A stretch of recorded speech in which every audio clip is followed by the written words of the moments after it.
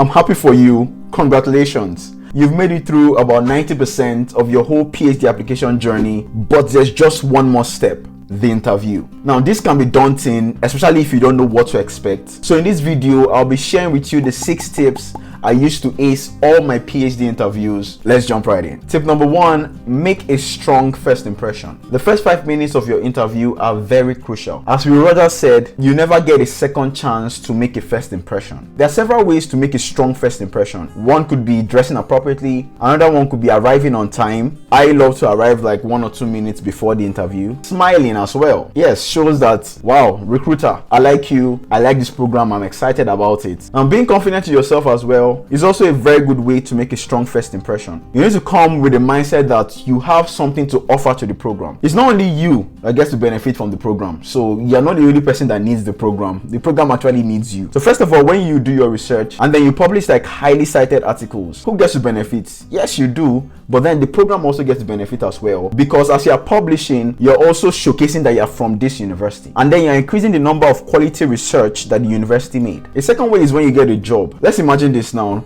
You are applying to a PhD program and all the graduates from the programs are working in FANG. So Facebook, Amazon, Apple, Netflix, and Google. What's going to be your perception of the program? That is highly ranked, right? Yes, so it's the students and the workplace that they got, the kind of job that they got, that gave that high ranking to that institution. A research done by Undercover Recruiter interviewed about 2,000 bosses, and they found out that 33% of them make hiring decisions within the first 90 seconds. So this is to show you the importance of a great first impression. Tip number 2, do your homework. So you have to research, what's the university like, what's the department like, where is the school located, who are the faculty members, what are their research profiles, what type of research have they done in the past. This shows that you're genuinely interested in the program and you're also a serious-minded person. Like before every interview I had, I always spent time researching the program, even checking the curriculum, their graduates, where are their graduates placed, what is the selling point of the program. You know, every program will want to put their best foot forward. So this is usually easy to see. You just have to go to their website and check what are the things that are being strongly emphasized. And tip number 3, practice your interview skills. As you probably already know, practice makes perfect. So you need to research, write out potential questions and your best answers for them, then practice. You can practice in front of a mirror, you can practice with a friend or a family member, you can even get your phone and record yourself answering the questions. Then you go back and play it, then look at how you were responding. Look at your verbal and non-verbal communication. A New York Times article said that 65% of our communication is non-verbal and 35% is verbal. So that puts a lot of things in the way you smile, the way you look, the way you come across, how confident you're looking, even much more than the things you are saying. Now this practice will greatly improve your confidence and your performance during the interview. So I've compiled for you 10 potential questions which you could be asked during your PhD interview. So number 1, why do you want to get a PhD? Number 2, why are you interested in this PhD program? In case you're wondering why I'm looking down, I'm actually looking and reading out for my laptop.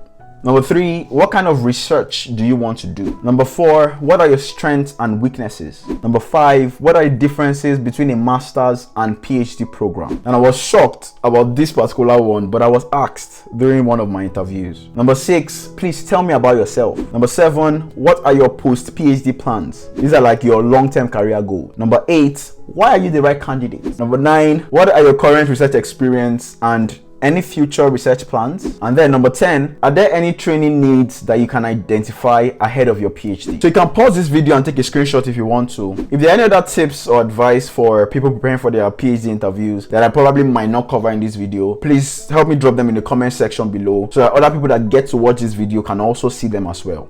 Thank you very much. Tip number 4, be yourself. Now you want to show enthusiasm and passion for this program. It's okay to be nervous. After all, when you're nervous, it shows that you really care about passing the interview. But then nervousness is too much. It could make you not put your best foot forward during the interview. So instead, you want to moderate the level of nervousness by probably drinking water, taking in deep breaths, all of that, and then let that nervousness lead you to excitement. You want to picture and imagine the interview working out and you starting the PhD program and how happy you will be. Let the excitement flow through you such that the interviewers will feel it and know that they are speaking with the right candidate. And also, don't be afraid to ask for clarification if you need it. Before you got to this stage, you submitted an application, and so the faculty, the interviewers, they know about the things you can do, they know about your track record, the things that you put in your personal statement, academic transcript, CV, all those things that you submitted. So they know about your abilities. So this interview is for them to connect with you in person. And so you have to make sure that you are bringing out your personality. On this point, I want to share a quote by Maya Angelou. She said, at the end of the day, people won't remember what you said or did. They'll remember how you made them feel. Tip number 5, prepare questions to ask. At the end of the interview, usually you'll be given opportunities to ask questions. And the worst thing to say is, I don't have any questions to ask. That usually shows that you're not interested in the program.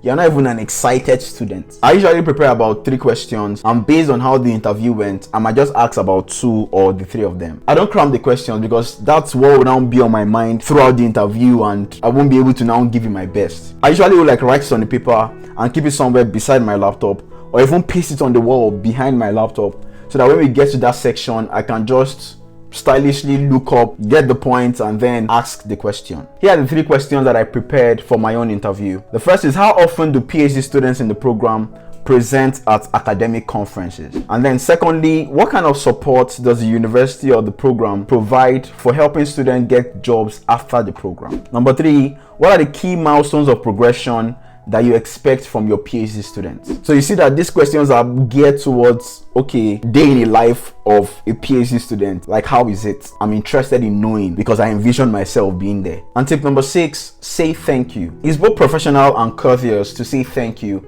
after an interview. Now you should do this during the interview, like when you're done asking your questions and they've answered you, you can now thank them for their time. But then afterwards, it's also good to send a thank you email. In one of the interviews that I did, they told me that they were going to get back to me the next week, but then they sent me the offer letter the next day. Now I can't exactly say why it was like that, but then I believe that the level of appreciation I showed them made them to probably like conclude that, okay, there's no need to postpone this, we might as well offer this guy this stuff now. So you want to see this as an opportunity to reiterate your interest in the program and to express your gratitude for the opportunity to be interviewed. Not everyone gets invited for a PhD interview, so you should be proud of your achievements so far. I did 2 PhD interviews and I was given fully funded offers for both of them. However, there are 9 things that I wish I knew before starting my PhD program, which would have made my transition even smoother. And I share them all in this video right here, which you want to check out next. Thank you so much for watching. Remember to hit the like button for the YT algorithm, and then I'll see you over there. Bye. Thank you for everything. Thank you for taking out the time to watch this video. Yes, you didn't have to, but you chose to. Thank you. I'm grateful.